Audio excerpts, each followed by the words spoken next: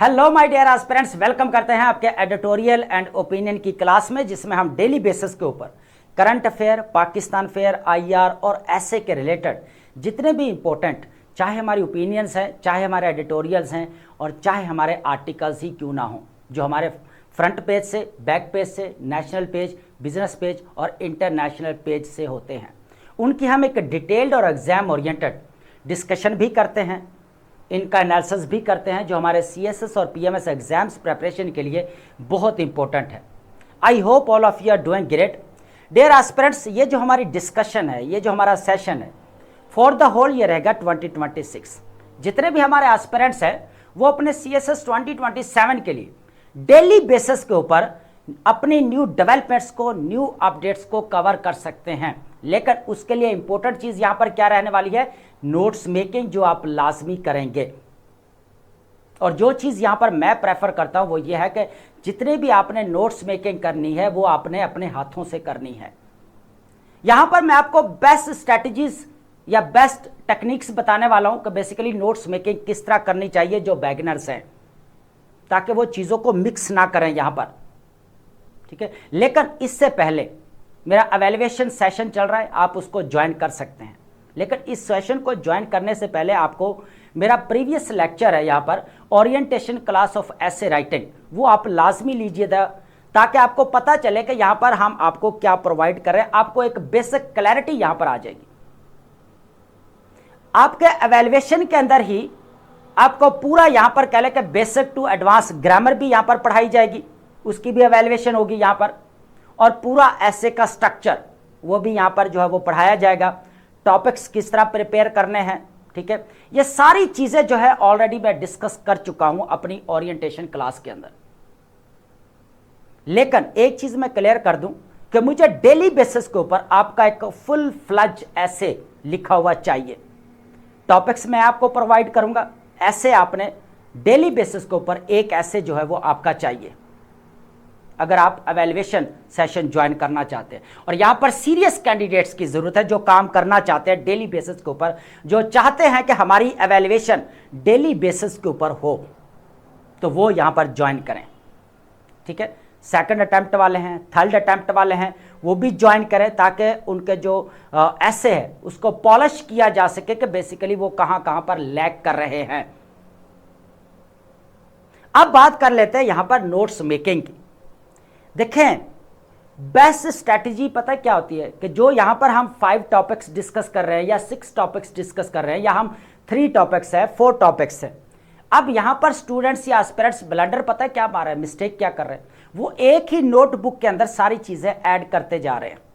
जबकि यह चीज मैं अपने प्रीवियस लेक्चर्स के अंदर बता चुका हूं कि नोट्स मेकिंग आपने किस तरह करनी है। तो अब ये यहां पर मैं आपको बताता हूं कि आपने किस तरह करनी है नोट्स मेकिंग। बेसिकली सबसे पहले आपने क्या करना है, पेजेस ले लेने हैं अपना, जिसको हम बोलते हैं दस्ता। 5 to 10 पेजेस का एक अलग अलग जो है आप अपना एक दस्ता बना लेंगे, ठीक है, चाहे 10 दस्ते बना ले आप, ठीक है। अब एक जो आपके पास यहां पर दस्ता है जो 5 पेजेस का है या 10 पेजेस का है, जो अगर आपके पेजेस अगर खत्म हो जाएं, मटेरियल भर जाए, तो देन आप और पेजेस उसके साथ अटैच कर सकते हैं। अब आपने करना क्या है कि हम यहां पर 5 जो टॉपिक्स डिस्कस कर रहे हैं, अब इकोनॉमी के रिलेटेड भी टॉपिक होता है, पाकिस्तान की फॉरेन पॉलिसी, पाकिस्तान की strategy, balancing act, diplomatic act Pakistan का, ठीक है, पाकिस्तान और अफगानिस्तान के रिलेशन, पाकिस्तान और इंडिया के रिलेशन, पाकिस्तान और अगर देखा जाए सऊदी अरेबिया के रिलेशंस, ठीक है, सेंट्रल एशिया के साथ रिलेशन, पाकिस्तान यूएसए के रिलेशन, यूएसए की फॉरेन पॉलिसी क्या है, रीजनल चेंजिंग डायनामिक्स क्या है, ग्लोबल चेंजिंग डायनामिक्स क्या है। इस तरह क्या करेंगे, आप यहां पर टॉपिक्स को सेग्रीगेट करके लिखेंगे। फॉर एग्जांपल हम बात कर रहे हैं यहां पर इकोनॉमी की, तो आप इकोनॉमी की हेडिंग देंगे, ठीक है। अब इकोनॉमी एंड पाकिस्तान आप लिख सकते हैं, ठीक है, या आप इकोनॉमी ऑफ पाकिस्तान भी लिख सकते हैं, ठीक है। तो आप वो मेन हेडिंग देने के बाद आपने करना क्या है कि आप चीजें क्या ऐड करनी है कि जो हम यहां पर डेली बेसिस के ऊपर देखें। अब समटाइम ऐसे होता है कि आपका इकोनॉमी के रिलेटेड टॉपिक डेली बेसिस के ऊपर नहीं होता, कह ले कि एक हफ्ते के अंदर एक टॉपिक होगा या 2 टॉपिक्स आ जाएंगे, ठीक है। तो अब आपने करना क्या है कि जो हम इधर यहां पर stats, facts and figures, issues, challenges, causes, negative impacts, positive impacts, policy measures, remedies, suggestions, जो चीजें हम यहां पर डिस्कस कर रहे हैं वो आप क्या करेंगे, इकोनॉमी का जो अगर हम रिलेटेड डिस्कशन कर रहे हैं तो इकोनॉमी के टॉपिक के नीचे आप मटेरियल ऐड करते जाएंगे। और साथ में आपने डेट लाजमी डालनी है ताकि आपको पता होना चाहिए कि ये डेवलपमेंट, ये अपडेट इस डेट को आई थी। ठीक है, अब यहां पर होगा क्या कि जब आप आफ्टर 2 वीक्स यहां पर इकोनॉमी का टॉपिक अगर आप यहां पर जो है वो ले रहे हैं तो अब आप क्या करेंगे, उसी टॉपिक के नीचे जो है वो आपने डेट डालनी है कि इस डेट को आप दोबारा जो है यहां पर न्यू अपडेट और न्यू डेवलपमेंट हो रही है। चाहे आपकी कॉजेज है, चाहे कह लें कि यहां पर कोई हम रिपोर्ट्स डिस्कस कर रहे हैं, चाहे हमारे पास कोई कह लें इकोनॉमिस्ट है, जैसे अगर बात की जाए यहां पर कोई एक्सपर्ट है, जैसे हम मलिया लोधी साहबा की बात करते हैं, यहाँ पर इशरत हुसैन साहब की बात करते हैं, उनकी इंपॉर्टेंट स्टेटमेंट्स होती है, जैसे रेमिटेंसेस, बून और बैन, उनका हमने एक टॉपिक यहाँ पर एनालिसिस किया था। ठीक है, तो इस तरह क्या करेंगे कि आप यहाँ पर वो मटेरियल जो है इकोनॉमी के जो टॉपिक है उसके नीचे ऐड करते जाएंगे।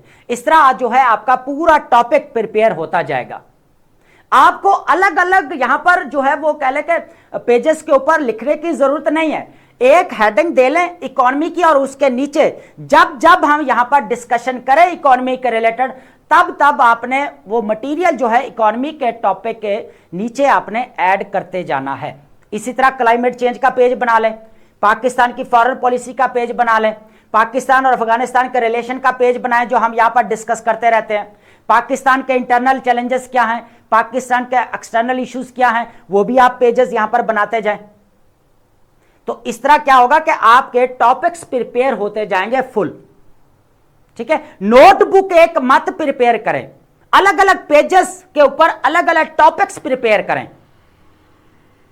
उसके अलावा एजुकेशन के रिलेटेड अगर हम बात करें तो एजुकेशन के रिलेटेड जो है आप मटेरियल नीचे लिखते जाएंगे, चाहे यहां पर कह लें कि 1 मंथ के बाद अगर यहां पर आपका टॉपिक आ रहा है, यहां पर आफ्टर 2 वीक्स है, 3 वीक्स है, तो देन आप यहां पर वो मटेरियल जो है एजुकेशन के जो है वो टॉपिक के नीचे ऐड करते जाएंगे। लेकिन डेट आपने लाजमी डालनी है ताकि आपको पता होना चाहिए कि इस डेट को बेसिकली यहां पर ये डेवलपमेंट या अपडेट हुई थी। तो ये है नोट्स मेकिंग की यहां पर स्ट्रैटेजी। उसके बाद एक पेज ले लें, एक पेज के ऊपर आपने सारे टॉपिक्स की लिस्ट बना लेनी है कि मैं ये टॉपिक्स जो है वो कर चुका हूं या इन टॉपिक्स के ऊपर मेरा काम चल रहा है, नोट्स मेकिंग चल रही है।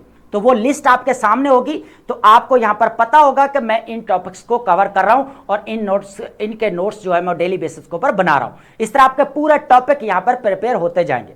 तो इन चीजों को यहां पर अगर हम मिक्स कर यहां पर डिस्कस करें तो आपने मिक्स नहीं करना, आपने इनको अलग अलग लिखना पेजेस के ऊपर ताकि आप जो है वो आपका टॉपिक प्रिपेयर होता रहे, जो बाद में आप इजीली जो है इन चीजों को पिक करके आप जो है वो पुट कर सकते हैं अपने आंसर के अंदर। इस तरह तो अगर आप नोटबुक प्रिपेयर करेंगे, सारी चीजें मिक्स करते जाएंगे, फिर आपको पता ही नहीं चलेगा कि ये किस टॉपिक के रिलेटेड थी बात।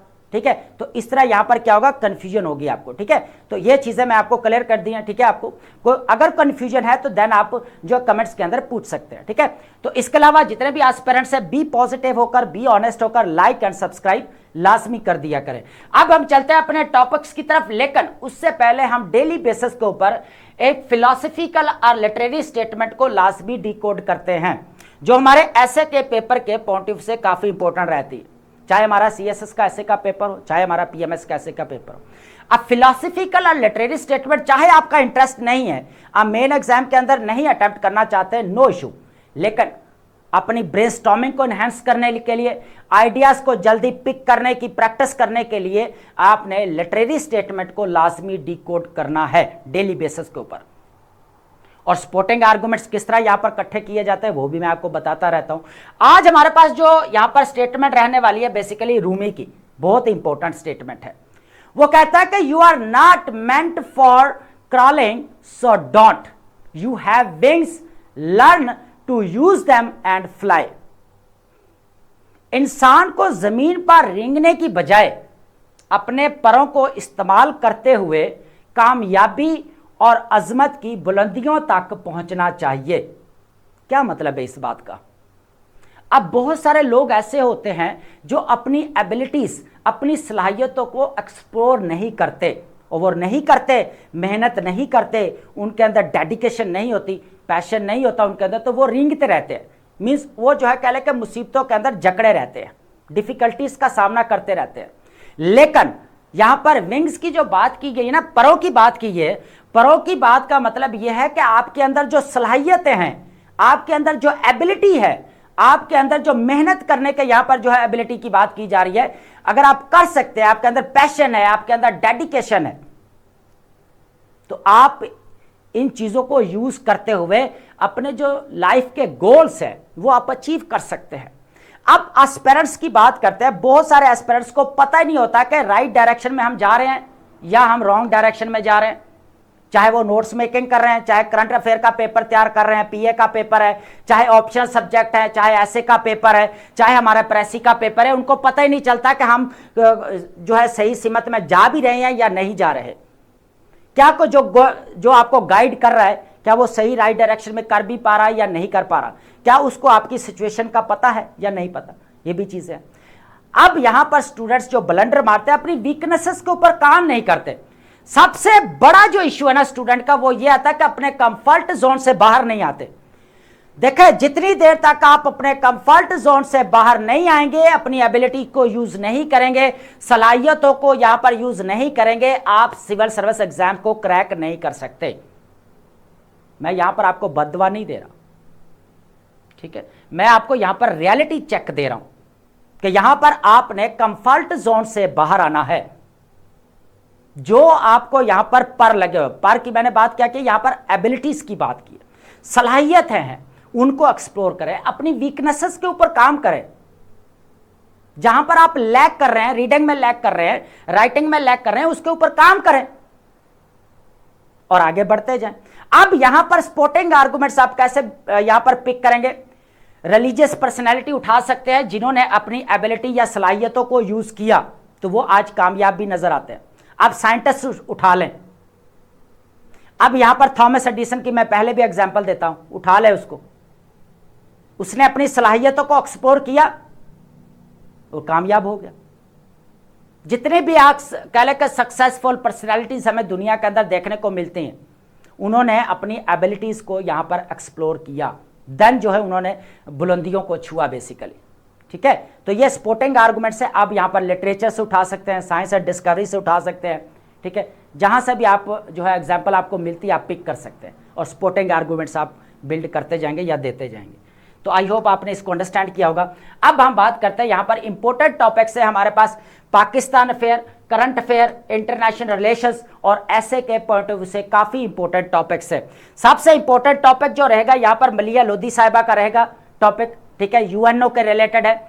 जिस तरह हमें यहां पर यूएनओ का जो है वो कह ले के रोल देखने को नहीं मिल रहा, जिस तरह फ्रैक्चर वर्ल्ड के अंदर, ठीक है, जिस तरह हमें फ्रेगमेंटेशन देखने को मिल रही है वर्ल्ड के अंदर, तो यूएनओ का रोल यहां पर जो है ना वो देखने को नहीं मिल रहा। अब यहां पर इंपॉर्टेंट चीजें हम जो डिस्कस करने वाले हैं कि यूएनओ का असल जो फेलियर की जो रीजंस हैं वो क्या हैं, कॉजेस क्या हैं। हम बात तो करते हैं ग्लोबल पार्ट्स की, यहां पर बात करते हैं, कॉन्फ्लिक्ट्स की बात करेंगे, वॉर की बात करेंगे कि यहां पर इस वजह से यूएनओ फेलियर है, लेकिन इसका जो सबसे बड़ा जो यहां पर इशू है वो इंटरनल इशू है। मैं बात कर रहा हूं यूएनओ सिक्योरिटी काउंसिल की, तो पूरी इसके ऊपर डिटेल डिस्कशन करने वाले हैं। The UN's struggle for relevance in a fracture world, ठीक है, बहुत इंपॉर्टेंट है मलिया लोधी साहिबा का ये टॉपिक, ठीक है, इसको हम यहां पर डिस्कस करने वाले हैं। सेकंड हमारे पास रहेगा यहां पर returns on multipolarity, Pakistan in a multipolar world. अब ये टॉपिक आपको पता है कि हमारे सीएसएस के ऐसे के पेपर के अंदर पूछा जा चुका है, ये बहुत इंपॉर्टेंट टॉपिक है। फोकस्ड एरिया क्या रहेगा यहां पर? बेसिकली रीइंफोर्सिंग द स्टेटस को की बात की जा रही है इन केस ऑफ पाकिस्तान। यहां पर हम बात करेंगे कि यूएसए की हेजेमनी किस तरह डिक्लाइन हो रही है, यूएसए का चाइना का इन्फ्लुएंस कैसे बढ़ रहा है, आपका जो है यहां पर इंटरनेशनल इंस्टीट्यूशंस या मल्टीलैटरल सिस्टम किस तरह यहां पर फ्रैक्चर हो रहा है, वो भी हम डिस्कस करेंगे।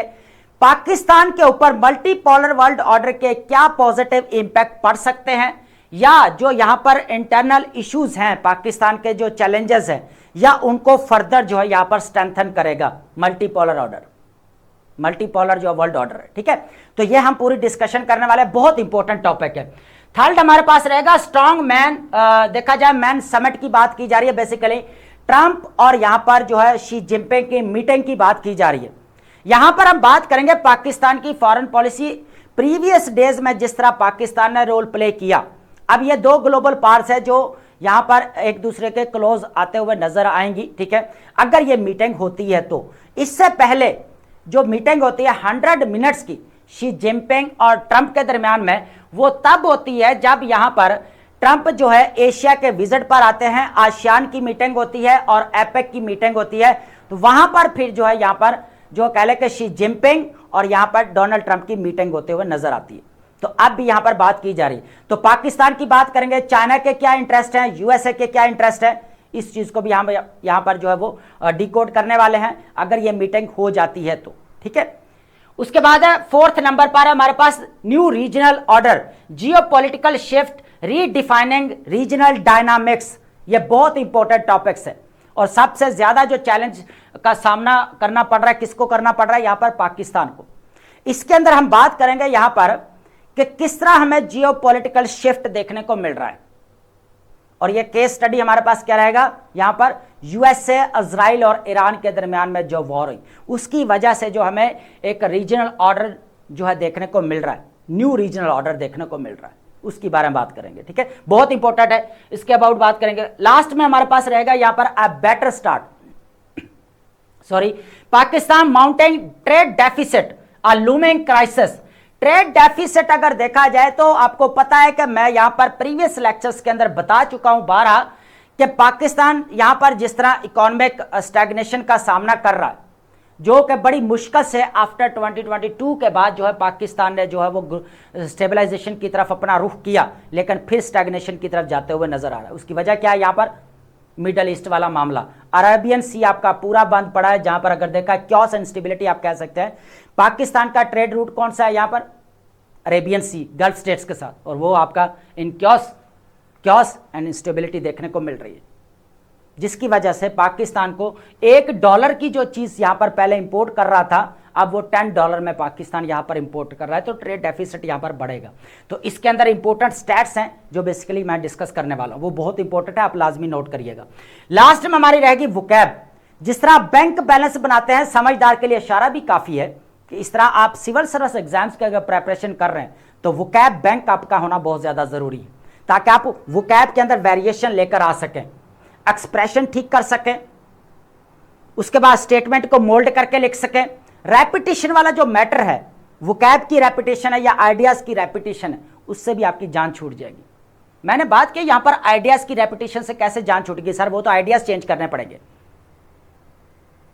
यही तो इंपॉर्टेंट चीज है अंडरस्टैंड करने वाली, कि जब आपके आइडियाज डिफरेंट होते हैं लेकिन आप वोकैब सेम यूज कर रहे होते हैं, तो ये कहीं ना कहीं पर तासुर जा रहा होता है एग्जामिनर के पास कि बच्चा क्या कर रहा है, यहां पर आइडियाज को रिपीट कर रहा है। हालांकि रिपीट क्या हो रही होती है, आपकी वोकैब रिपीट हो रही होती है। ये छोटी छोटी ना टेक्नैलिटी जो होती है ना लैंग्वेज की, उसको अंडरस्टैंड करना पड़ेगा, ये बहुत इंपॉर्टेंट चीज है। अब हम चलते हैं अपने टॉपिक्स की तरफ। सबसे पहले हमारे पास जो टॉपिक रहेगा यूएनओ को रिलेटेड, मलिया लोधी साहबा ने ये टॉपिक बेसिकली लिखा है, बहुत इंपॉर्टेंट है।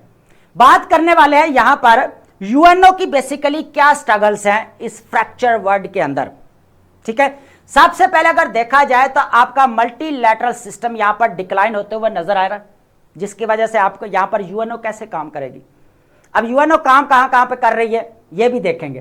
देखिए सबसे पहले तो आपको यहां पर अगर देखा जाए यूएनओ के, जहां पर ग्लोबल पावर्स के इंटरेस्ट नहीं है वहां पर यूएनओ आपको काम करते हुए नजर आएगी, यह कहा जा रहा है। और जहां पर ग्लोबल पावर्स के इंटरेस्ट हैं वहां पर यूएनओ जो है आपको कह लें कि फेलियर नजर आएगी। रीजन क्या है कि यूएनओ के जो सिक्योरिटी काउंसिल के जो 5 मेंबर हैं परमानेंट, उनके पास क्या पावर है, यहां पर वीटो पावर है। यूक्रेन रशिया वाला मैटर आपके सामने है, मिडल ईस्ट वाला मामला सामने है, वेनेजुला वाला केस आपके सामने है, ग्रीनलैंड वाला केस आपके सामने है। तो आप मुझे यह बताएं कि ये ग्लोबल पावर्स हैं और ये वो पावर्स हैं जो कह लें कि वीटो पावर्स रखती हैं। तो यहां पर आपको यूएनओ का रोल देखने को मिलेगा। बोपी, बोर्ड ऑफ पीस, यूएनओ के पैरेलल यहां पर बना दिया गया यूएसओ की तरफ से, और रेजोल्यूशन कहां से पास करवाएगी, यूएनओ से।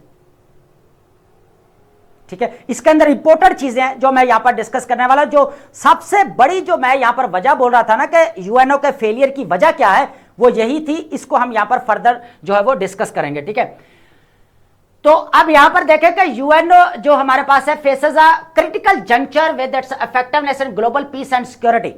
अब यहां पर दो चीजें हैं, पीस एंड सिक्योरिटी की बात की गई है कि यहां पर, बाकी तो आपको यहां पर कह लें कि यूएनओ जो है यहां पर चाइल्ड प्रोटेक्शन भी देखने को मिलेगी, ह्यूमैनिटेरियन असिस्टेंस की भी बात करते हुए नजर आएगी, लेकिन पीस एंड सिक्योरिटी का जहां पर मामला आता है वहां पर आपको यूएनओ फेलियर देखने को मिलती है, क्योंकि वहां पर ग्लोबल पावर्स के इंटरेस्ट है जो कि परमानेंट मेंबर है सिक्योरिटी काउंसिल के। इसकी सजेशन के ऊपर भी बात करेंगे, पॉलिसी मेजर्स के ऊपर भी बात करेंगे। जस्ट आपने टॉपिक को पूरा जो है यहां पर अंडरस्टैंड करना कि बेसिकली चल क्या रहा है, हो क्या रहा है, यूएनओ का क्या रोल है।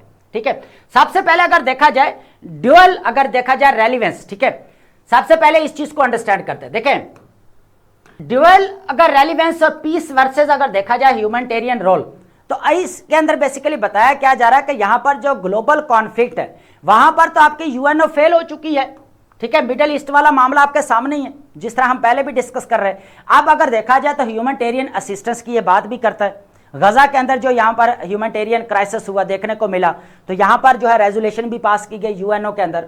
अफगानिस्तान के अंदर देख ले कि यहां पर कह ले कि यूएनओ का जो है ह्यूमैनिटेरियन असिस्टेंस दी जा रही है। अफ्रीकन कंट्रीज देख ले, यहां पर उनको भी यहां पर असिस्ट किया जा रहा है यूएनओ की तरफ से। ठीक है, लेकिन कॉन्फ्लिक्ट जहां पर पीस एंड सिक्योरिटी की बात आ जाती है वहां पर आपका यूएनओ का जो रोल है वो आपको यहां पर देखने को नहीं मिलेगा। ठीक है, ये इंपॉर्टेंट चीज है। उसके बाद अगर देखा जाए सिक्योरिटी काउंसिल पैरालाइज, अब इंपॉर्टेंट चीज क्या है यहां पर, जो पूरी अगर देखी जाए ना यहां पर जो हमें स्टोरी है, जो कहानी है, वो किसके अराउंड है, बेसिकली यूएनओ सिक्योरिटी काउंसिल के अराउंड है कि यूएनओ का जो फेलियर है। अब यहां पर देखें कि यूएनओ का यहां पर हमें 5 परमानेंट मेंबर देखने को मिलते हैं। कौन कौन से आपका, यूएसए, यूके, फ्रांस है आपका, चाइना, रशिया। अब इनके पास वीटो पावर्स है, लेकिन आप मुझे कमेंट के अंदर बताएंगे कि सबसे ज्यादा वीटो पावर्स किसने यहां पर जो है वो यूज किया। सबसे पहले अगर देखा जाए तो दो ऑप्शन दूंगा, यूएसए या रशिया, दोनों में से आप बताएंगे। मैं आपको क्लोज कर देता हूं। अब यहां पर होता क्या है कि यूएस यहां पर कह लें, सॉरी, यूक्रेन और रशिया वाला मैटर चल रहा है 2022 से, पीस एंड सिक्योरिटी का मैटर है, लेकिन यहां पर यूएनओ का रोल आपके सामने ही है। कई बार यहां पर रशिया जो है वीटो पावर्स का यूज कर चुका है। मिडिल ईस्ट वाला मामला था, यहां पर यहां पर रेजोल्यूशन पास की गई, यहां पर यूएसए, इजराइल और ईरान के दरमियान में वॉर हुई। ठीक है, तो वीटो पावर यहां पर भी यूज होते हुए नजर आई। तो अब आप देखें कि मिडिल ईस्ट वाले मामले में आपको किस तरह जो है यहां पर यूज होते हुए नजर आ रही वीटो पावर्स। उसके बाद अगर देखा जाए बोपी को बना दिया गया, बोर्ड ऑफ पीस को, यूएनओ के पैरेलल, जहां पर पे टू प्ले, पे करोगे और खेलोगे, है ना। और आपको एक चीज तो पता ही होनी चाहिए कि जो हमारे ट्रम्प साहब है वो वैसे ही कारोबारी बंदे हैं। ठीक है, तो यहां पर जो पे करो और जो है धन आप प्ले करोगे, यार खेलते जाओ आप, ये सारी चीजें हैं। लेकिन अब देखा जाए यहां पर सिक्योरिटी काउंसिल का जो कह लें कि एक मेन ऑर्गन ही अगर यहां पर काम नहीं कर रहा, या यहां पर जो पीस एंड सिक्योरिटी इंश्योर नहीं करवा पा रहा, तो फिर तो यहां पर यूएनओ फेलियर नजर आएगी ना। और बात क्या हो रही है यहां पर, जहां पर ग्लोबल पावर्स का इंटरेस्ट होता है वहां पर जो है इन 5 कंट्रीज का, वहां पर यूएनओ आपको देखने को नहीं मिलेगी। लेकिन जहां पर इन ग्लोबल पावर्स, ये जो 5 परमानेंट मेंबर्स हैं, जहां पर नहीं है वहां पर आपको रोल देखने को मिलेगा, क्योंकि क्या है, सिक्योरिटी काउंसिल के अंदर परमानेंट मेंबर्स यही है, P5। ठीक है, सबसे बड़ी। This was evident in the USA what is on the Gaza ceasefire resolution and Russia's vetoes concerning Ukraine. ये दोनों केस स्टडी आप ऐड कर लेंगे यहां पर। अब थर्ड नंबर पर हमारे पास erosion of multilateralism, power over principles. अब इस चीज को अंडरस्टैंड करते हैं। अब आपको पता है कि यहां पर यूएनओ का फेलियर, आप यहां पर कुछ जनरल डिस्कशन करते हैं कि जनरल कॉजेस बेसिकली हम बात करते हैं कि जहां पर यूएनओ बेसिकली हमें फेलियर क्यों नजर आती है। ठीक है, सबसे पहले तो आप देखें कि यहां पर आपका मल्टीलैटरल सिस्टम यहां पर इरोड हो रहा है। ठीक है, उसके बाद अगर देखा जाए जियोपॉलिटिकल राइवलरी हमें देखने को मिल रही है। ठीक है, आपका ओल्ड रूल बेस्ड ऑर्डर जो है यहां पर एंड होता हुआ नजर आ रहा है। उसके बाद यहां पर अगर देखा जाए तो जो undermining cooperation and global governance, ठीक है, यहां पर जो कॉपरेशन है या ग्लोबल गवर्नेंस को यहां पर तबाह किया जा रहा है। ठीक है, इंटरनेशनल इंस्टीट्यूशंस की हम ऑलरेडी बात कर चुके हैं। जिनको वीक किया जा रहा है। अब यहां पर हो क्या रहा है कि यूएसए की अगर एग्जांपल लें तो यूएसए ऑलमोस्ट 60+ कहा जा रहा है कि यहां पर ऑर्गेनाइजेशन से विड्रॉ देखने को मिला, और अगर देखा जाए तो 30+ ऑलमोस्ट 31 है जो यूएनओ के रिलेटेड ऑर्गेनाइजेशन है जहां से जो हमें यहां पर यूएसए का एग्जिट देखने को मिलता है। आई होप आप चीजों को अंडरस्टैंड कर पा रहे होंगे। उसके बाद अगर देखा जाए यहां पर जो ग्लोबल पावर्स है वो अपने हार्ड पावर का यहां पर यूज कर रही है। सबसे पहले अगर देखा जाए हार्ड पावर यहां पर किसके अगेंस्ट नजर आई, आपको पता ही है, यहां पर वेनेजुला के अंदर। फिर अगर देखा जाए तो अपने पावर की बेस के ऊपर यहां पर बोपी जो है यहां पर बनाया गया, बोर्ड ऑफ पीस, गजा के अंदर जो है जी रिकंस्ट्रक्शन करनी है, रिहैबिलिटेशन होगी जी, राइट। तो अब देखें कि ग्लोबल पावर्स किस तरह बेसिकली जो है यहां पर अपनी पावर, हार्ड पावर का यूज करते हुए नजर आती हैं, ठीक है। तो ये पॉइंट्स आप ऐड करते जाएंगे जो अभी अभी मैंने बताया। This selective application of principles and the retreat from the multilateralism have tarnished the council's credibility. तो यही चीजें हैं जो हमें यहां पर क्रेडिबिलिटी देखने को नहीं मिलती यूएनओ सिक्योरिटी काउंसिल की, ठीक है। अब हम इसके नेक्स्ट जो 2 पॉइंट्स है वो भी डिस्कस करते हैं, बहुत इंपॉर्टेंट है। देखें, रिफॉर्म्स कनंड्रम की अगर बात की जाए तो इसके अंदर सबसे पहले अगर देखा जाए एनार्किक जो स्ट्रक्चर की बात की जा रही है, अभी 80 ईयर्स ओल्ड अगर देखा जाए यूएनओ में देखने को मिल रही है, पर्टिकुलरली द सिक्योरिटी काउंसिल, ठीक है, needs urgent reforms. However efforts are stalled by disagreements, primarily the five resistance, P5 resistance की अगर बात की जाए तो यहां पर जो परमानेंट 5 कंट्रीज है, बात कर रहा हूं यूएसए, यूके, फ्रांस और रशिया और चाइना, ये नहीं चाहते कि कोई यहां पर परमानेंट इसका मेंबर बने। अब सबसे पहले अगर देखा जाए तो इशू कहां पर आ रहा है, यहां पर सिक्योरिटी काउंसिल के अंदर। तो सिक्योरिटी काउंसिल का यहां पर स्ट्रक्चर जो है वो इसके अंदर रिफॉर्म्स होने चाहिए, ठीक है। अब यहां पर जो है कुछ यहां पर क्या कह रहे हैं, कुछ क्या कह रहे हैं। अब यहां पर क्या है, एक स्कूल ऑफ थॉट ये कहता है कि भाई सिक्योरिटी काउंसिल के जो नॉन परमानेंट मेंबर है उनकी तादाद यहां पर बढ़ा देनी चाहिए, ठीक है। जो आपको ऑलमोस्ट 15 देखने को मिलते हैं, 5 परमानेंट है, 10 जो है आपका नॉन परमानेंट मेंबर्स होते हैं, ठीक है। तो इसके जो है यहाँ पर बढ़ाने चाहिए। दूसरा स्कूल ऑफ थॉट अगर ये देखा जाए तो वो कहा यह जा रहा है कि यहाँ पर जो परमानेंट मेंबर्स हैं उनकी जो है यहाँ पर जो है वो फर्दर इसके अंदर ऐड किए जाने चाहिए। और इस रेस में बेसिकली आपको कौन नजर आएगा, यहाँ पर इंडिया आपको देखने को मिलेगा इस रेस के अंदर कि यूएनओ का परमानेंट मेंबर बनना चाहता है, ठीक है। उसके बाद अगर देखा जाए यहाँ पर कि बेसिकली यूएनओ का काम क्या होना चाहिए, ये इंपॉर्टेंट चीज है, इसको स्ट्रेंथन करना चाहिए। बाकी जनरल डिस्कशन है, आप ये पॉइंट्स जो बेसिकली ऐड कर सकते हैं। For example, strengthening the world body is essential to address escalating global challenges, ठीक है। जनरल है यहाँ पर, from conflicts to climate change, making it fit for purpose, ठीक है। जिस पर्पस के लिए इसको बनाया गया था उसके लिए जो इसको यूज करना चाहिए, ठीक है। तो ये है आपका यूएनओ का रोल जो हमने यहां पर डिस्कस किया। तो ये पॉइंट्स आप ऐड लाजमी करेंगे, ठीक है। अब बात करते हैं यहां पर पाकिस्तान इन मल्टीपोलर वर्ल्ड ऑर्डर की बात करते हैं। यहां पर रिटर्न्स ऑन मल्टीपोलैरिटी, यहां पर जो इंपॉर्टेंट पॉइंट्स हमारे पास रहने वाले हैं वो ऑलमोस्ट हमारे पास 5 पॉइंट्स हैं जिनको हम यहां पर 1 बाय 1 जो है डिस्कस करने वाले, ठीक है। सबसे पहले अगर देखा जाए, देखें चीजों को आपने अंडरस्टैंड करना है कि मल्टीपोलर बेसिकली क्या है। देखें, यह एक आपका इंटरनेशनल पॉलिटिकल सिस्टम है। आईआर के अंदर आपका अगर आप सब्जेक्ट रखा हुआ है आपने ऑप्शन सब्जेक्ट, तो आपको पता चलेगा कि इंटरनेशनल पॉलिटिकल सिस्टम पहले क्या था। वर्ल्ड वॉर 2 के बाद क्या था, बाइपोलर था, 2 ही ग्लोबल पावर थे यहाँ पर, यूएसएसआर और यूएस। कैपिटलिज्म, कम्युनिज्म देखने को मिला। उसके बाद 1991 के अंदर क्या हुआ, आपका यूएसएसआर यहाँ पर ब्रेक होता है, फ्रेगमेंटेशन देखने को मिलती है, टूट जाती है। उसके बाद यहाँ पर यूनिपोलर जस्ट आपको यूएसए देखने को मिलता है।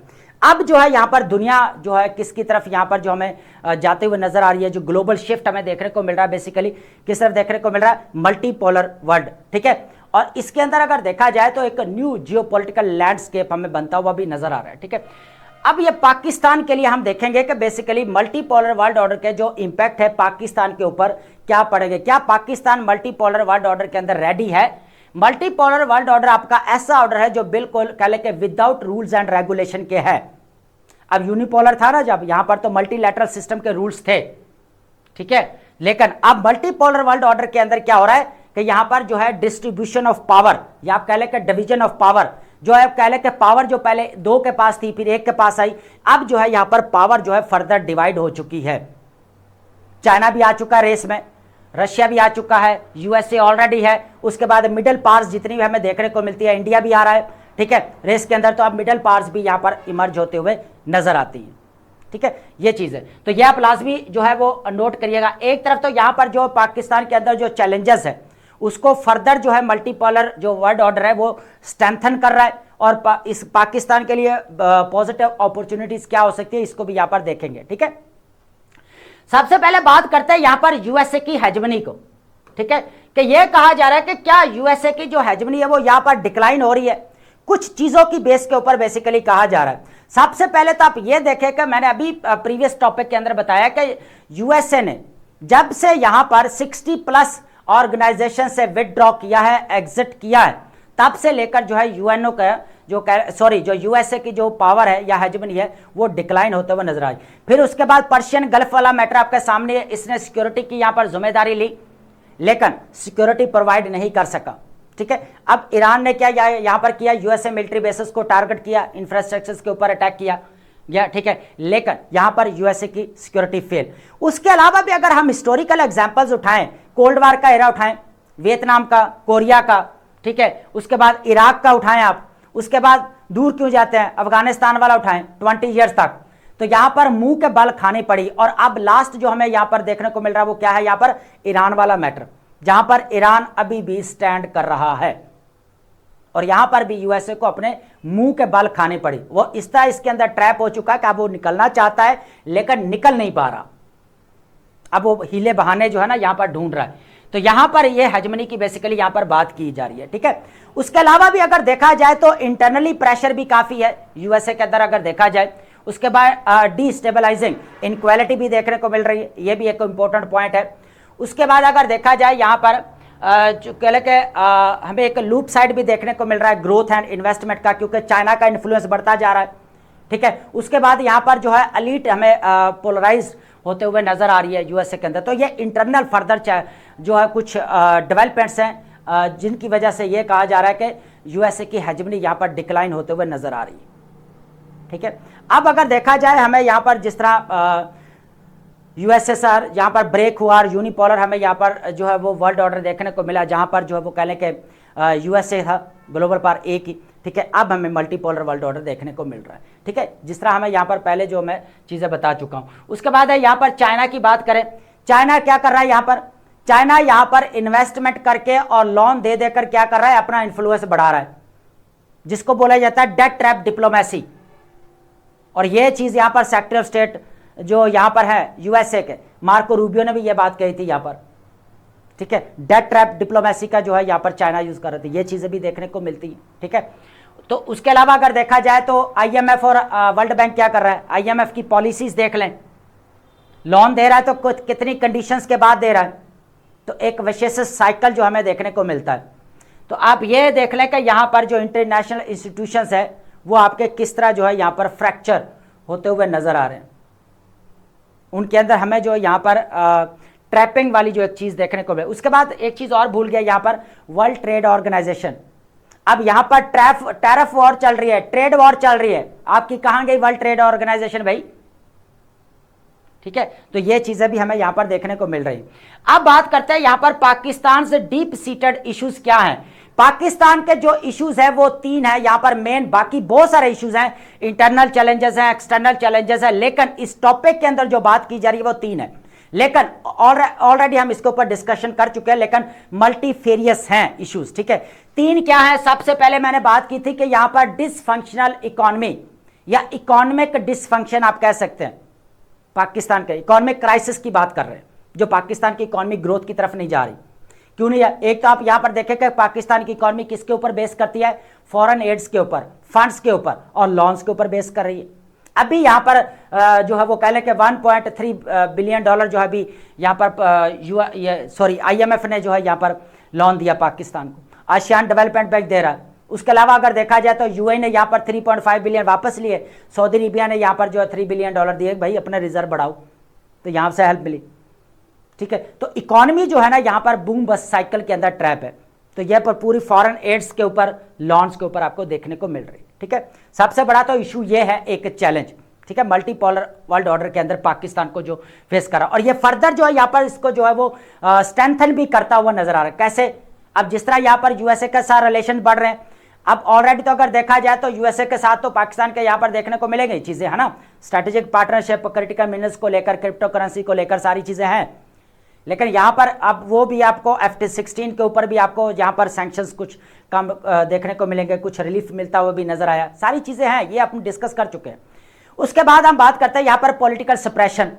अब मल्टीपोलर वर्ल्ड ऑर्डर के अंदर हमें एक न्यू ट्रेंड देखने को मिल रहा है पाकिस्तान के अंदर, हाइब्रिड सिस्टम। क्या देखने को मिल रहा है? Hybrid system, political enforcement. ये बात कर लेते हैं यहाँ पर, नेक्स्ट पॉइंट उसी का ही रहने वाला है। तो ये 3 पॉइंट है जो 1 बाय 1 जो है यहाँ पर डिस्कस कर लेंगे, ठीक है। अब यहाँ पर क्या हमारे पास पॉलिटिकल रीइंफोर्समेंट की बात की जाए तो मल्टीपोलैरिटी इम्बोल्डेंस पाकिस्तान हाइब्रिड सिस्टम। अब हाइब्रिड रजीब स्ट्रक्चर की बात की जा रही है, बेसिकली हाइब्रिड सिस्टम की मैं बात कर रहा हूं। अब ये जो चीज है हमें 2018 से ऑनवर्ड देखने को मिल रही है, अब जो है फर्दर मजीद जो कह लें कि यहां पर बढ़ चुकी है, ठीक है। अब आप ये देखें कि जो मिडिल ईस्ट वाला मामला है, यहां पर एस्टैब्लिशमेंट ने अपना रोल प्ले किया और यहां पर सिविल गवर्नमेंट ने अपना रोल प्ले किया। तो सिविल और मिलिट्री दोनों ने मिलकर जो है यहां पर डिप्लोमेटिक रोल प्ले किया अपना। हमने यहां पर एक चीज पढ़ी थी, यहां पर बेसिकली मिलिट्री डिप्लोमेसी, ठीक है। मिलिट्री डिप्लोमेसी के अंदर हमने जो केस स्टडी जो डिस्कस किया था पाकिस्तान का बेसिकली, ठीक है। तो अब यही चीज हमें यह देखने को मिल रही है कि पाकिस्तान के अंदर एक न्यू हाइब्रिड रजीम सिस्टम हमें देखने को मिल रहा है, या स्ट्रक्चर, जिसके अंदर आपका एस्टेब्लिशमेंट भी देखने को मिल रही है और यहां पर सिविल गवर्नमेंट भी देखने को मिल रही है, दोनों यहां पर देखने को मिल रहे हैं। एक तो यह है कि अब मल्टीपोलर ऑर्डर क्या कर रहा है, इस चीज को फर्दर क्या कर रहा है, यहां पर स्ट्रेंथन कर रहा है इस चीज को, और वो स्ट्रेंथन होते हुए नजर भी आ रहे हैं। तो ये भी एक चीज है, ठीक है। The military's credible role in mediating regional conflicts enhances its global indispensability and cement its dominant domestic political position। तो ये चीज भी, अब यहां पर आप सिक्योरिटी उठाकर देखें, आपको टॉप लेवल से लेकर जितने भी आपको यहां पर कह लें कि डिपार्टमेंट देखने को मिल रहे हैं, उनके हेड्स कौन होंगे यहां पर, है ना, ये चीज है बेसिकली। उसके बाद है leading to more present executive actions, ठीक है। इकोनॉमिक इंट्रेंचमेंट की अगर बात की जाए तो अभी हमने बात की है टैक्स फॉरेन लिक्विडिटी की बात की है, यहाँ पर concessional finance from the entities like IMF, China, Saudi Arabia, जिस तरह हम बात कर रहे थे यहाँ पर अभी जो है यहाँ पर लॉन्स और फंड्स की बात कर रहे थे, ठीक है। तो ये चीज भी है। थर्ड नंबर पर हमारे पास जो इंपॉर्टेंट चीज है वो रहेगी यहाँ पर इंटर कम्युनिटी कॉन्फ्लिक्ट की बात कर रहा हूं, यहां पर डोमेस्टिक इंपेरेटिव, ठीक है। तो ये चीज मैं यहां पर क्लियर कर दूं, बेसिकली यहां पर है deep inequalities among the ethno linguistic groups that fuel internal conflicts. तो ये फर्दर मल्टीपोलर ऑर्डर जिस तरह हमें मल्टीपोलर वर्ल्ड जिस तरह हमें देखने को मिल रही है, ये चीज और ज्यादा स्ट्रेंथन होते हुए नजर आ रही है।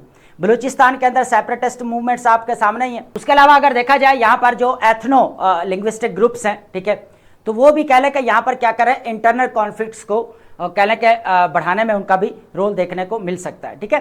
तो अब अगर देखा जाए तो बलूचिस्तान का मैटर आपके सामने जिस तरह अभी हमने डिस्कस किया, क्योस इंस्टेबिलिटी आपको देखने को मिल रही है। उसके साथ साथ अगर देखा जाए पाकिस्तान और अफगानिस्तान के दरमियान में कॉन्फ्लिक्ट स्टार्ट हो चुका है, ठीक है। तो अब ये चीज़ें वो हैं जो अगर देखा जाए तो मल्टी पोलर जो वर्ल्ड है उसके अंदर पाकिस्तान को जो है वो यहाँ पर अगर देखा जाए स्टेटस को की जो हम बात कर रहे थे यहाँ पर पाकिस्तान के अंदर मौजूदा निज़ाम की, ठीक है, तो वो ज़्यादा यहाँ पर स्ट्रेंथन होते हुए भी नजर आ रहा है, ठीक है। आप ये समझ लें कि इसके नेगेटिव इंपैक्ट तो है ये पॉजिटिव इंपैक्ट भी है, दोनों चीज़ें हमें देखने को मिल रही है। लेकिन आपने ये 3 चीज़ों को देखना है जो मेजर इश्यूज है पाकिस्तान के अंदर जो स्ट्रेंथन हो रहे हैं, किसकी वजह से, बेसिकली मल्टीपोलर वर्ल्ड ऑर्डर की वजह से, ठीक है। अब इसको यहां पर हम कैसे कवर कर सकते हैं, ये इंपॉर्टेंट चीज है। डोमेस्टिक इंपेरेटिव की बात करें, true positive change in Pakistan requires fundamental renegotiation of state society relations, ठीक है। उसके बाद driven by domestic political challenges that address economic dysfunction, political suppression and inter community conflict rather than relying on external geopolitical shift. तो एक ही चीज यहां पर जो है इंपॉर्टेंट है कि मल्टीपोलर वर्ल्ड ऑर्डर के अंदर पाकिस्तान अगर जीना चाहता है, यहां पर अपने आप को आगे लेकर जाना चाहता है, socio economic and political prosperity अगर लेकर आना चाहता है पाकिस्तान के अंदर, तो सबसे इंपॉर्टेंट चीज क्या रहेगी, ये जो इंटरनल इश्यूज हैं या ये चैलेंजेस हैं या जो मिसाइल्स हैं, इनको यहां पर खत्म करना पड़ेगा। सबसे इंपॉर्टेंट चीज ये है डोमेस्टिक इंपेरेटिव। जितनी देर तक आप जो है कह लें कि यहां पर कह लें कि घर से जितनी देर तक आप स्ट्रांग नहीं होंगे, तो आप यहां पर रीजनल लेवल के ऊपर, ग्लोबल लेवल के ऊपर सर्वाइव मुश्किल हो जाएगा आपका करना। उसकी वजह क्या है कि आप देख सकते हैं कि इस्लामाबाद वाली टॉक्स कभी भी अगर फेल होते हुए नजर ना आती, अगर यहां पर पाकिस्तान अगर इकोनॉमिकली अगर देखा जाए स्ट्रांग होता है यहां पर, ठीक है, न्यूक्लियर स्टेट तो है ही है, लेकिन अगर देखा जाए तो इकोनॉमी स्ट्रांग होती तो पाकिस्तान यहां पर रोल प्ले कर सकता था और यहां पर जो है अभी तक इशू को खत्म किया जा सकता था। अब जहां पर जिस तरह ग्लोबल पावर्स जहां पर जो भी यहां पर जो है एग्रीमेंट्स करवाती हैं वो यहां पर फिक्स हो जाता है। एग्जांपल ले लें यूएसए की यहां पर, तो यही चीज है यहां पर। अब बात करते हैं USA China dynamics Pakistan geopolitical calculus. देखें, मैंने अभी यहां पर बात की कि लास्ट ईयर क्या हुआ था कि यहां पर ट्रंप ने विजिट किया था, आसियान मीटिंग हुई थी या ओपेक एपेक की बात कर रहा हूं, ठीक है, एपेक मीटिंग हुई थी, ओपेक की नहीं बात कर रहा मैं, एपेक की बात कर रहा हूं, ए वाले से, ठीक है। तो यहां पर एपेक मीटिंग होती है एशिया के अंदर, ठीक है। तो वहां पर 100 मिनट्स की जो है ट्रंप और यहां पर जो है कि शी जिनपिंग के दरमियान में मीटिंग होती है। अब ये चीजें यहां पर नहीं है, जस्ट मैं आपको एक फाउंडेशन बिल्ड करने के लिए बता रहा हूं कि पहले भी इनके दरमियान में मीटिंग हो चुकी है। यहां पर क्या डिस्कशन हुई, सोयाबीन को लेकर हमने डिस्कशन की, ये ऑलरेडी इसके ऊपर हम डिस्कशन कर चुके हैं। अब यहां पर अगर देखा जाए तो चाइना के क्या इंटरेस्ट है, यूएसए के इंटरेस्ट क्या है और पाकिस्तान की फॉरेन पॉलिसी। देखें, अब एक चीज तो आपको अंडरस्टैंड करने पड़ेगी कि अभी तक मिडिल ईस्ट के मामले को लेकर या जिस तरह बोपी वाला पहले मैटर था तो पाकिस्तान ने उसको भी ज्वाइन किया यहां पर। उसके बाद जो है यूएसए के साथ क्रिटिकल मिनरल्स की डील भी नजर आई, उसके बाद क्रिप्टो करेंसी की भी आपको डील नजर आती है यहां पर पाकिस्तान और यूएसए के दरमियान में, राइट। अब यहां पर अगर देखा जाए तो पाकिस्तान और यूएसए के जो रिलेशंस हमें यहां पर क्लोज देखने को मिलते हैं, लेकिन अगर यहां पर ट्रंप जो बात की जा रही है कि अप्रैल के अंदर विजिट करना था, फिर बोला कि मई के अंदर विजिट करेगा यहां पर चाइना का, और यहां पर शी जिनपिंग और यहां पर ट्रंप आमने सामने होंगे।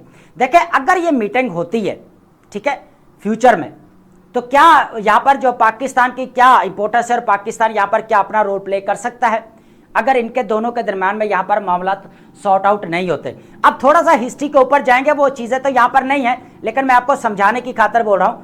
अब यहां पर क्या हुआ था कि 1970s के बाद जो हेनरी किसिंजर ने पाकिस्तान इस्लामाबाद से क्या किया था, यहां पर सीक्रेट ट्रिप किया था, किसके, यहां पर चाइना का, और उस वक्त इन्फ्लुएंस किसका बढ़ रहा था, यहां पर यूएसएसआर का। तो यूएसएसआर और यहां पर यूएसए एक दूसरे के आमने सामने थे। तो यहां पर रिचर्ड निक्सन जो था प्रेसिडेंट था, और उसने बेसिकली क्या किया, यहाँ पर हेनरी किसिंजर को भेजा भाई जाओ रास्ता साफ करो और यहाँ पर जो है वो चाइना और यूएसए के दरमियान में रिलेशंस जो है वो बिल्ड किए जाएं। अब यहाँ पर ट्रंप की गवर्नमेंट आती है, ठीक है, सेकंड टर्म की हम बात कर रहे हैं, तो सेकंड टर्म के अंदर पहले तो वो मिल चुका है, अब बात की जा रही है यहाँ पर दोबारा। तो अब इंटरेस्ट की बात कर रहे हैं कि बेसिकली क्या है चाइना का इंटरेस्ट, बेसिकली पता है क्या है। सबसे पहले तो आपको पता है कि जो टेक्नोलॉजिकल डिपेंडेंसी है चाइना की किसके ऊपर है, यहाँ पर यूएसए के ऊपर है, ठीक है। और उसके बाद अगर देखा जाए तो चिप वगैरह सेमीकंडक्टर्स की मैं बात कर रहा हूं, यहां पर इंपॉर्टेंट है चीजें, ये आप लाजमी नोट करिएगा। उसके बाद अगर बात की जाए यहां पर यूएसए बेसिकली क्या यहां पर फोर्स कर सकता है चाइना को कि आप तो एक एग्रीकल्चर प्रोडक्ट्स बोलें, उसके बाद यहां पर बोइंग एयरक्राफ्ट है वो भी यहां पर परचेज करे, और चाइना यहां पर बोलेगा मुझे टैरिफ रिलीफ चाहिए। हम यहां पर बात कर रहे थे कि ग्लोबल पावर्स पता क्या करें, आपस में लड़ भी रही है, फाइट भी कर रही है, लेकिन ट्रेड के ऊपर कॉम्प्रोमाइज नहीं कर रही, ट्रेड इनकी आपस में चल ही रही है वहां पर, ठीक है। जिस तरह अब हम यहां पर क्या कर रहे हैं, अफगानिस्तान और पाकिस्तान के दरमियान में क्या हो रहा है, ट्रेड भी बंद है। इंडिया और पाकिस्तान के दरमियान में क्या है, ट्रेड बंद है, कॉन्फ्लिक्ट भी चल रहा है, टसल भी चल रहा है, कॉम्पिटिशन भी चल रहा है। अब यूएसए और चाइना का कॉम्पिटिशन चल रहा है, लेकिन आप इस चीज को अंडरस्टैंड करें कि ट्रेड भी उनके दरमियान में चल रही है। अब ये भी चीज है, तो अब यहां पर जो है वो इंटरेस्ट ये देखने को मिला। लेकिन पाकिस्तान का अगर देखा जाए तो यहां पर क्या रोल प्ले कर सकता है अगर यहां पर इनके दरमियान में मीटिंग नहीं होती। तो मैंने हेनरी किसिंजर वाली अभी एग्जांपल दी कि पाकिस्तान ने किस तरह जो है चाइना और यूएसए को जो है वो मिलाया, क्लोज किया है एक दूसरे के साथ। तो अब भी क्या पाकिस्तान यहां पर as a mediator role play करके जो है वो चाइना और यूएसए को करीब ला सकता है, ये भी एक इंपॉर्टेंट चीज है। उसके बाद अगर देखा जाए यहां पर तो जो जो एजेंडाज यहां पर शामिल हैं इस मीटिंग के अंदर और जो यहां पर बाहर हैं वो भी यहां पर सारे ऐड करने वाले, ठीक है। स्ट्रॉन्ग मैन पॉलिटिक्स की अगर बात की जाए तो USA China summit underscores how personal perceptions of leaders Trump Xi, उसके बाद drive outcomes Pakistan recent foreign policy success with these strong man must now pivot to institutionalized bilateral relations for the long term stability. ये चीज अभी मैं explain कर चुका हूं यहां पर कि पाकिस्तान ने किस तरह अपना रोल प्ले किया। नैरोड ग्लोबल एजेंडा की अगर बात की जाए, G2 की बात की जाए या ग्रुप 2 मीटिंग प्रायोरिटाइजेस इकोनॉमिक कंपेटिटिवनेस है, ट्रेड डील्स की बात करेंगे, टैरिफ की बात करेंगे, टैक्स एक्सेस एंड ताइवान यहां पर एजेंडा रहेगा। अब यहां पर चाइना ताइवान को क्यों चाहता है? क्योंकि ताइवान यहां पर दुनिया की एडवांस्ड जो है यहां पर चिप सेमीकंडक्टर सिलिकॉन को प्रोड्यूस करता है और वो किसको एक्सपोर्ट करता है? बेसिकली यूएसए को एक्सपोर्ट करता है। और यहां पर चाइना फिर किससे इंपोर्ट करता है? यूएसए से करता है। तो इसीलिए जो है वो चाइना का जो है वो कह चाहता है कि ताइवान उसके साथ दोबारा मर्ज हो जाए और उसको कोई इंटरेस्ट नहीं है। उसके अलावा अगर देखा जाए तो यूएसए जो है वो ताइवान को सपोर्ट करता है। अब ये वो भी वक्त था जब यहां पर कह लें कि यूएसए ने ताइवान को सपोर्ट नहीं किया था क्योंकि यूएसए के ताइवान के कोई इंटरेस्ट नजर नहीं आ रहे थे। जब यहां पर कोरियन वॉर स्टार्ट होती है ना, तब यहां पर यूएसए को ताइवान की जो है इंपोर्टेंस का पता चलता है और फिर यहां पर सपोर्ट करता है। तो ये सारी चीजें मैं डिस्कस ऑलरेडी कर चुका हूं, ठीक है। तो crucially pressing global issues like human rights, climate change, अब ये वो चीजें हैं जो एजेंडा के अंदर शामिल नहीं है इन दोनों की मीटिंग के अंदर, ठीक है। एआई सेफ्टी है या न्यूक्लियर नॉन प्रोलिफरेशन जिस तरह हमें देखने को मिल रही है, ठीक है, ये सारी चीजें एब्सेंट है, इनको जो है यहां पर ऐड नहीं किया गया। उसके बाद ग्लोबल साउथ इंप्लीकेशंस की बात करें कि सबसे ज्यादा अगर देखा जाए तो किसके ऊपर देखने को मिलेगा? आपको पता है पाकिस्तान। तो पाकिस्तान के ऊपर सबसे ज्यादा इंप्लीकेशन क्लाइमेट चेंज के आपका सामने है, ठीक है। This limited agenda pose future challenges for climate vulnerable conflict hit actions nation in global south including Pakistan. The oversight of critical existential and moral issues is alarming. उसके बाद Pakistan strategic shift की बात की जाए तो ये तो हम अभी जो है चीजें यहाँ पर डिस्कस कर चुके हैं। पाकिस्तान ऑलरेडी यूएसए के साथ क्रिटिकल मिनरल्स के डील कर चुका है, उसके बाद जो है क्रिप्टो करेंसी को लेकर डील कर चुका है। तो ये सारी चीजें हमें देखने को मिलती हैं, ठीक है। लास्ट में क्या रहेगा? फ्यूचर रोल एंड अपॉर्चुनिटी क्या हो सकती है? Depending on USA and China dynamics, Pakistan might mediate between superpowers. More importantly, it must leverage any stability to secure economic deals, ensure it does not miss out on opportunities within the evolving global supply chain. तो यहाँ पर जो है important चीज़ है FOMO. FOMO जो है यहाँ पर आपको टॉपिक के स्टार्ट में देखने को मिलेगा, जिसका मतलब है यहाँ पर फियर ऑफ मिसिंग आउट। क्या है? Basically fear of missing out. ये पाकिस्तान की बात की जा रही है कि ऐसा अमल जिसके अंदर पाकिस्तान को बाहर रखा जा रहा है, जहां पर ट्रंप जो है चाइना का विजिट कर रहे हैं, ठीक है। तो इसको क्या बोला जाता है यहाँ पर? फोमो। फोमो का मतलब क्या है? यहाँ पर फियर ऑफ मिसिंग आउट्स, ठीक है। तो जो पाकिस्तान को बेसिकली इस अमल से बाहर रखा जा रहा है उसकी बात की जा रही है, ठीक है। जिस तरह यहाँ पर ट्रंप जो है शी जिनपिंग के क्लोज आना चाहते हैं, तो पाकिस्तान जो है यहाँ पर अपना जियो इकोनॉमिक पॉलिसी की तरफ जो शिफ्ट देखने को मिला, इस चीज़ का पाकिस्तान को फायदा उठाना चाहिए इससे, ठीक है। यहाँ पर इकोनॉमिक डील्स जो है यहाँ पर सिक्योर करनी चाहिए। अब बात करते हैं यहाँ पर जियो पॉलिटिकल शिफ्ट की बात करते हैं, ये भी हमारे पास इंपॉर्टेंट टॉपिक रहेगा, इसको आपने लाजमी नोट करना है। रीडिफाइनिंग रीजनल डायनामिक्स, ठीक है। अब इसके अंदर इशू हमारे पास सेम रहेगा, यूएसए, इजराइल, ईरान, और यहां पर जो है वो कह लें कि जिस तरह पाकिस्तान ने as a mediator role play किया, फैसिलिटेटर या आप कह लें कि broker as a role play किया, तो ये सारी चीजें हैं। सबसे पहले तो हम इशू को यहां पर डिस्कस करने वाले नहीं है क्योंकि इशू ऑलरेडी हम बारहा डिस्कस कर चुके हैं। इंपॉर्टेंट पॉइंट्स की तरफ आएंगे कि बेसिकली क्या है। सबसे पहले तो आप यहां पर यह देखें कि यूएसए को मुंह के बल खानी पड़ी यहां पर। अब यहां पर यह कहा जा रहा है कि यूएसए इसके अंदर जो है इस तरह ट्रैप हो चुका है कि अब इसके लिए निकलना मुश्किल हो। इसकी वजह क्या है कि एक तो यहां पर यूएसए के ऑब्जेक्टिव्स क्लियर नहीं थे कि हम इस वॉर के अंदर जा तो रहे हैं लेकिन बाहर कैसे आएंगे। अकॉर्डिंग टू हेनरी किसिंजर, यह बात जो है हेनरी किसिंजर ने कभी कही थी कि जहां जहां पर भी यूएसए ने मिलिट्री इन्वॉल्वमेंट की है वहां पर बाहर निकलने की स्ट्रैटेजी यूएसए के पास नहीं थी।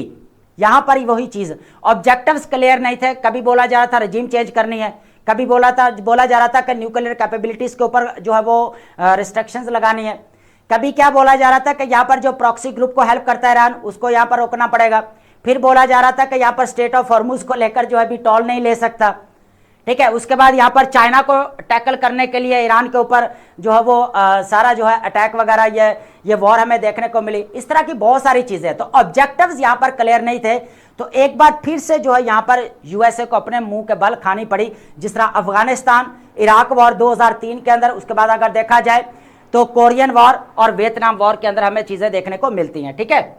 तो ये चीज भी है।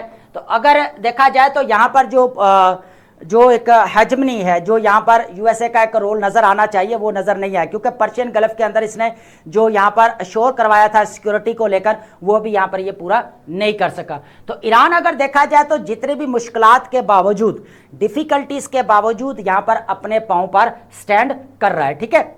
आज शिफ्टिंग अलायंस की बात की जाए तो इंपॉर्टेंट चीज पता क्या है यहाँ पर, इसके अंदर शिफ्टिंग अलायंस के अंदर सबसे पहले तो आप ये देखें कि यहाँ पर सऊदी अरेबिया और ईरान की कभी नहीं आपस में बनी।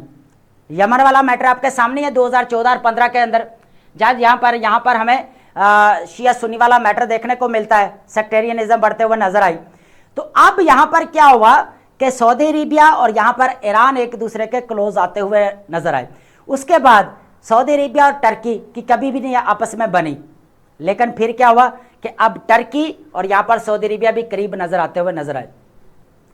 आते हुए नजर आए।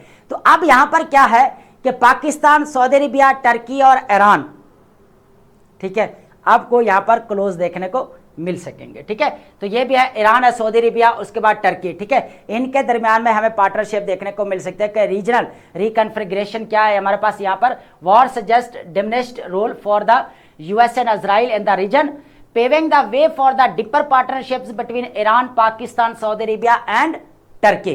तो ये चीज है, तो आप ये ऐड कर सकते हैं, USA security commitment is primarily to Israel, ठीक है। तो with other alliance proven transactional, many Arab states are now reconsidering their reliance on the American security umbrella. तो ये तो मैं पहले बात कर चुका कि जिस तरह यहाँ पर पर्शियन गल्फ के ऊपर जो है वो अटैक्स हुए, ये सारी चीजें अभी हम डिस्कस करके आ रहे हैं प्रीवियस टॉपिक के अंदर, ठीक है। तो यहाँ पर न्यू अलायंस जो हमें यहाँ पर देखने को, ये कह कि आप समझ लें कि जो मिडिल ईस्ट वाली वॉर है, मिडिल ईस्ट के अंदर जो वॉर है यूएसए, इजराइल और ईरान के दरमियान में, इसने एक न्यू रीजनल ऑर्डर को यहाँ पर जो है वो कह लें कि जो बनाया है, ठीक है। पाकिस्तान रोल है, Pakistan has played admirable mediating role in promoting peace between the USA and Iran, ठीक है। उसके बाद अवॉइड इजरायली फुटहोल्ड की बात करें, allowing Israel a greater presence in the region is the caution against as its divide and rule. उसके बाद strategy is seen as a recipe for increased chaos and territorial expansion. और बाकी तो आपको पता ही है कि ग्रेटर इजराइल के बारे में तो ऑलरेडी हम बहुत ज़्यादा यहाँ पर डिस्कशंस कर चुके हैं। तो अब आप ये हिसाब लगा लें यहाँ पर कि रीजनल जो हमें यहाँ पर कह लें कि ऑर्डर देखने को मिल रहा है न्यू, उसकी वजह क्या थी, यहाँ पर मिडिल ईस्ट वाली वॉर, ईरान, यूएसए और यहाँ पर जो है वो इजराइल के दरमियान में, ठीक है। तो ये आप पॉइंट्स है कुछ है जो है आप ऐड कर सकते हैं, लेकिन बेसिकली जो इंपॉर्टेंट चीज़ ये थी कि टर्की जो है वो सऊदी अरेबिया के करीब आ गया, सऊदी अरेबिया भी करीब आ गया, सऊदी अरेबिया और ईरान एक दूसरे के करीब आ चुके हैं, और पाकिस्तान जो है, ये चारों कंट्रीज एक दूसरे के करीब आते हुए नजर आए, ठीक है। अब हमारे पास जो नेक्स्ट टॉपिक है वो है Pakistan mountain trade deficit looming crisis. इसको यहां पर अंडरस्टैंड करते हैं। देखें, इसका ओवरव्यू मैं दे देता हूं, यहां पर चीजें आपने ऐड कर लेनी है, कुछ स्टैट्स हैं जो आप ऐड करते जाएंगे, ठीक है। सबसे पहले हमारे पास पॉइंट क्या रहेगा, यहाँ पर ट्रेड डेफिसिट एक्सप्लोर्ट्स की बात करेंगे, एनर्जी इंपोर्ट सर्ज, उसके बाद इनइफेक्टिव कंट्रोल्स, उसके बाद है वीक एक्सपोर्ट ऑफसेट, इसकी बात करेंगे। सबसे पहले अगर देखा जाए ट्रेड डेफिसिट की बात करते हैं, देखें इसका ओवरव्यू मैं दे देता हूं, कुछ स्टैट्स हैं जो आपने ऐड करते जाना है, ठीक है। इसका ओवरव्यू लेंगे क्योंकि ऑलरेडी इसके ऊपर बहुत सारी डिस्कशंस हो चुकी हैं कि पाकिस्तान के ट्रेड डेफिसिट क्यों। मैं आपको ओवरव्यू दे देता हूं, बेसिक अंडरस्टैंडिंग यहां पर मैं आपकी बिल्ड कर देता हूं। देखें 2022 के बाद अगर देखा जाए तो पाकिस्तान का ऐसे ही लग रहा था कि जैसे डिफॉल्ट कर जाएगा। अब उस वक्त का जीडीपी क्या था, यहाँ पर 0.22% हमें देखने को मिल रहा था रेट, ठीक है। आप 1 से लगाकर जो है 0.22 आप यहाँ पर लिख सकते हैं, ठीक है। तो ये हमें यहाँ पर 2022 के बाद देखने को मिला, 2023 के बाद। उसके बाद क्या हुआ, यहाँ पर IMF के जो है क्या यहाँ पर लोन मिला और प्रोग्राम मिला, और यहाँ पर फिर जो है पाकिस्तान की इकॉनमी स्टेबलाइजेशन की तरफ जो है वो मूव होना शुरू हुई। ठीक है, तो फिर क्या हुआ कि यहाँ पर ट्रेड डेफिसिट जो है कम होता गया। ठीक है, यहाँ पर एक्सपोर्ट्स भी कुछ यहाँ पर बढ़ते हुए नजर आई। लेकिन जब से यहाँ पर मिडिल ईस्ट का मामला देखने को मिल रहा है, अब ये चीज़ें सारी हम डिस्कस कर चुके हैं। बेसिकली जो मैं आपकी यहाँ पर जो बेसिक यहाँ पर फाउंडेशन बिल्ड करना चाह रहा था वो बताना चाहता हूँ। देखें, अब मिडिल ईस्ट का वाला मामला शुरू होता है तो पाकिस्तान के पास जो ट्रेड रूट जो है यूज़ करने की जगह कौन थी, यहाँ पर अरेबियन सी। तो अरेबियन सी के अंदर क्या हुआ, यहाँ पर क्योस एंड स्टेबिलिटी देखने को मिल रही है, वॉर मिल रही है। उसके बाद है पाकिस्तान गल्फ स्टेट्स के साथ या पर्शियन गल्फ के साथ जो ट्रेड रूट यूज़ करता है वो कौन सा था, बेसिकली यहाँ पर जो अभी हमने बात की अरेबियन सी। तो यहाँ पर अगर देखा जाए तो वो टोटली यहाँ पर ब्लॉकेड। ठीक है, अब यहाँ पर जो पाकिस्तान $1 की जो यहाँ पर इंपोर्ट करता था, ठीक है, अब वो $1 बेसिकली कितने हो चुके हैं, 4 या $10 की एक चीज हमें मिल रही है। आप ये हिसाब लगाएं, जो $1 की हमें चीज मिल रही थी वो $10 की मिल रही है या $4 की मिल रही है। तो अब जब हम इंपोर्ट करेंगे यहां पर चीजों को, ठीक है, और जब यहां पर एक्सपोर्ट कम होगी हमारी, तो ट्रेड डेफिसिट बढ़ेगा ना। ट्रेड डेफिसिट बेसिकली किसको बोला जाता है, बेसिकली जब आपकी एक्सपोर्ट कम हो जाए और इंपोर्ट आपकी बढ़ जाए। ठीक है, इंपोर्ट्स आपकी बढ़ जाए और यहां पर एक्सपोर्ट आपकी कम हो जाए। तो अब अगर देखा जाए तो यहां पर ट्रेड डेफिसिट पर कितना देखने को मिला, यहां पर हमें जो है वो $4.07 बिलियन, ये आप ऐड कर सकते हैं कि वार के दौरान पाकिस्तान का जो ट्रेड डेफिसिट था वो कितना था, $4.07 बिलियन हो चुका था, जो पहले हमें कम नजर आता है। और ये कितने परसेंट हमें देखने को मिला, यहां पर it's highest level since June 2022 से 2022 से लेकर जो है वो हमें सबसे ज्यादा जो है हाईएस्ट देखने को मिला। ठीक है, marking 43.5% month on month increase from the March का मतलब जहां से 28 फेब से जब से यहां पर वॉर स्टार्ट हुई है मिडिल ईस्ट के अंदर, तब से लेकर जो है पाकिस्तान ट्रेड डेफिसिट की तरफ जा रहा है। उसकी वजह क्या है कि यहां पर हम पहले भी डिस्कस कर चुके हैं कि शिपिंग की जो कॉस्ट है वो यहां पर बढ़ चुकी है वॉर रिस्क की वजह से। ठीक है, सामान जो है यहां पर पहुंचाने में फ्राइट रेट्स यहां पर बढ़ चुके हैं। तो पाकिस्तान को जो $1 की चीज मिल रही है वो $10 में आ रही है, तो ट्रेड डेफिसिट तो डबल होगा ना। डबल क्या, यहां पर ट्रिपल होता हुआ भी आपको नजर आएगा।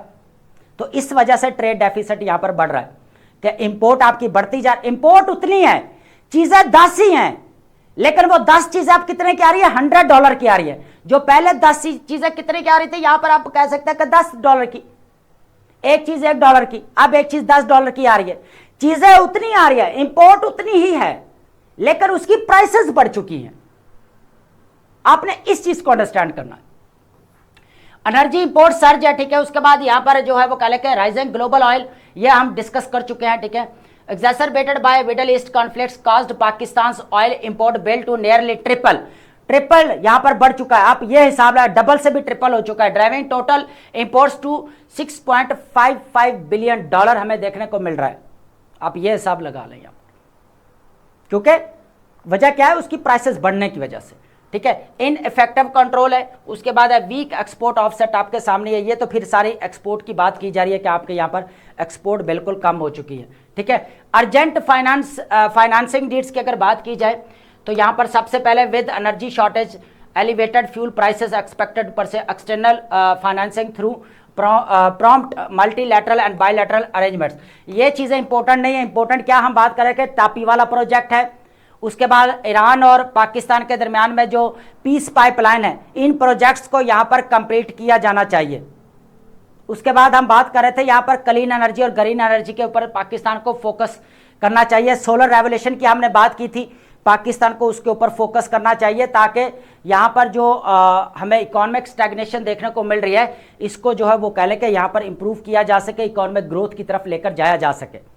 ठीक है, अब यहाँ पर बायलैटरल रिलेशन या बाहर से जो लोन लेना या फंड लेना, ये हमारे लिए जो वो कह लेके इकोनॉमिक ग्रोथ जो है वो कह लेके नहीं लेकर आ सकता, लेकिन इकोनॉमिक स्टेबलाइजेशन तो कह लेके शॉर्ट टर्म के लिए आ सकती है, लेकिन लॉन्ग टर्म के लिए फ़ायदा नहीं हो सकता। लॉन्ग टर्म के लिए हमें एनर्जी क्राइसिस को ख़त्म करने के लिए क्या करना पड़ेगा, यहाँ पर टापी वाला प्रोजेक्ट है जो उसको कंप्लीट करना पड़ेगा। तुर्कमानिस्तान जो हमें यहाँ पर अफगानिस्तान, पाकिस्तान और इंडिया के दरमियान में पीस पाइपलाइन प्रोजेक्ट को कंप्लीट करना पड़ेगा। ठीक है, ये प्रोजेक्ट है जो जिनको कंप्लीट करके हम क्या कर सकते हैं, यहाँ पर एनर्जी क्राइसिस को दूर कर सकते हैं।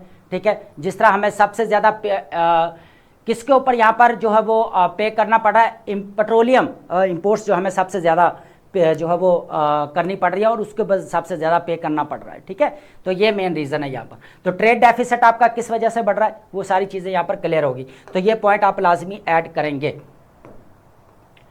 अब बात करते हैं यहाँ पर वोकैब की, और वोकैब आपको पता है कि मैं पहले ही बता रहा हूँ कि यहाँ पर डेली बेसिस के ऊपर 10 वर्ड्स हम डिस्कस करते हैं। 10 वर्ड्स के साथ 2 आपके सिनोनिम्स है, 2 आपके एंटोनिम्स है, तो ऑलमोस्ट 50 वर्ड्स हम डेली बेसिस के ऊपर कवर कर रहे हैं। तो यहाँ पर आप अपने पूरी वोकैब जो है यहाँ पर कंपाइल करते जाएं, एक नोटबुक के ऊपर आप अपने लिखते जाएं, इस तरह आपके पूरी वोकैब यहाँ पर तैयार हो जाएगी। इंसुलैरिटी का मतलब क्या रहेगा, isolation from the outside ideas आप कह सकते हैं, या इन्फ्लुएंस। ठीक है, आप सिंपल से वर्ड में अगर आप इसको अंडरस्टैंड करें तो अलग थलग रहने की कैफियत को बोला जाता है। ठीक है, तो इसका सिमिलर मीनिंग क्या बनेगा यहाँ पर, आइसोलेशन या नैरो माइंडेडनेस आप बोल सकते हैं, तंग नजरी को भी बोल सकते हैं। उल्टा क्या बनेगा, ऑपोजिट, ओपननेस या इंक्लूसिवनेस आप इसको बोलेंगे। ठीक है, नेक्स्ट वर्ड हमारे पास क्या रहेगा, सरकमवेंटेड। सरकमवेंटेड मीन्स क्या होता है, बेसिकली बच कर निकल जाने को बोला जाता है। अवॉइडेड या found a way around something. ठीक है, बाईपास्ड या अवॉइडेड, बच कर निकल जाना। ठीक है, ऑपोजिट क्या बनेगा, कन्फ्रंटेड या ओबेड। नेक्स्ट वर्ड हमारे पास क्या रहेगा यहाँ पर, टर्निस्ड। टर्निस्ड का मतलब क्या होता है, बेसिकली डैमेज्ड हो जाना। ठीक है, डैमेज्ड इन क्वालिटी और रेपुटेशन, दाग लग जाना या खराब हो जाना। तो स्टैंड बोल सकते हैं, सिमिलर या डैमेज्ड। ऑपोजिट क्या बनेगा, पॉलिश्ड या ऑनर्ड आप इसको बोलेंगे। नेक्स्ट वर्ड हमारे पास क्या रहेगा, रेटिसेंस। रेटिसेंस मीन्स क्या रहेगा, हैबिट ऑफ बीइंग रिजर्व्ड और साइलेंस, बेसिकली खामोश रहने की आदत को बोला जाता है, रिजर्व या रेस्ट्रेंट। ठीक है, चुप रहना। उल्टा क्या बनेगा, ऑपोजिट मीनिंग ओपननेस या टॉकटिवनेस आप इसको बोल सकते हैं। ठीक है, रेजुवनेशन का मतलब क्या रहेगा, process of making something active और यूथफुल अगेन, किसी चीज को दोबारा नए सिरे से बना देना या तरोताजा कर देना। रीन्यूअल बोल सकते हैं, रिवाइटलाइजेशन। ठीक है, नई तवानाई फराम करना। डिटोरिएशन बोलेंगे या एग्जॉस्शन आप इसको बोलेंगे ऑपोजिट मीनिंग में। नेक्स्ट वर्ड हमारे पास क्या रहेगा, फ्रेंग। फ्रेंग ऑलरेडी हम डिस्कस कर चुके हैं अपने प्रीवियस लेक्चर्स के अंदर, बिकमिंग वर्न आउट और वीकेंड। ठीक है, घिस जाना या पुराना हो जाना या कमजोर पड़ जाना। ठीक है, अनरेवलिंग या वीकनिंग। ऑपोजिट क्या बनेगा, स्ट्रेंथनिंग या रिपेयरिंग। नेक्स्ट वर्ड हमारे पास क्या रहेगा, डिसफंक्शन। डिसफंक्शन का मतलब क्या होता है, इंपेयर्ड और एबनॉर्मल फंक्शन। ठीक है, खराबी को बेसिकली बोल सकते हैं सिंपल वर्ड में। डिसऑर्डर या मेल फंक्शन आप इसको बोलेंगे। उसके बाद उल्टा क्या बनेगा, एफिशिएंसी या फंक्शनैलिटी आप इसको बोलेंगे। नेक्स्ट वर्ड हमारे पास क्या रहेगा, बाई स्टैंडर्ड। बाई स्टैंडर्ड बहुत इजी वर्ड है, बेसिकली तमाशाई को बोला जाता है यहाँ पर। A person who is present but not involve. ठीक है, जो सिर्फ तमाशा देख रहा हो उसके अंदर इन्वॉल्व नहीं होता। ठीक है, तो क्या है, ऑब्जर्वर है या ऑन लुकर है। ऑपोजिट क्या बनेगा, पार्टिसिपेंट या कॉन्ट्रीब्यूटर आप इसको बोलेंगे। सेकंड लास्ट हमारे पास वर्ड क्या रहेगा, प्लाथरा मीन्स क्या था, प्लाथरा एंड एक्सेसिव अमाउंट और अबेंडेंस, कसरत से या बहुतात, बहुत ज्यादा मिकदार में होना। अबेंडेंस या एक्सेस। उल्टा क्या बनेगा, स्कार्सिटी, कमी हो जाना, शॉर्टेज हो जाना। लास्ट वर्ड हमारे पास क्या रहेगा, सिसेशनिज्म क्या होता है, basically sport for separation from larger state और ग्रुप। ठीक है, अलहदगी को बेसिकली बोला जाता है। सेपरेटिज्म बोल सकता है, इंडिपेंडेंस मूवमेंट बोल सकते हैं। ऑपोजिट क्या बनेगा, यूनिटी या इंटीग्रेशन। ठीक है, सॉरी, लास्ट वर्ड हमारे पास रहेगा ब्रेजननेस। ब्रेजननेस मीन्स क्या रहेगा, बेसिकली बोल्डनेस को बोला जाता है। ठीक है, विदाउट शेम, शेमलेसनेस या ऑडेस्टी। ठीक है, ऑपोजिट क्या बनेगा, मोडेस्टी या ह्यूमिलिटी आप इसको बोलेंगे। ठीक है, तो आई होप आपने लेक्चर को अंडरस्टैंड किया होगा and thank you so much.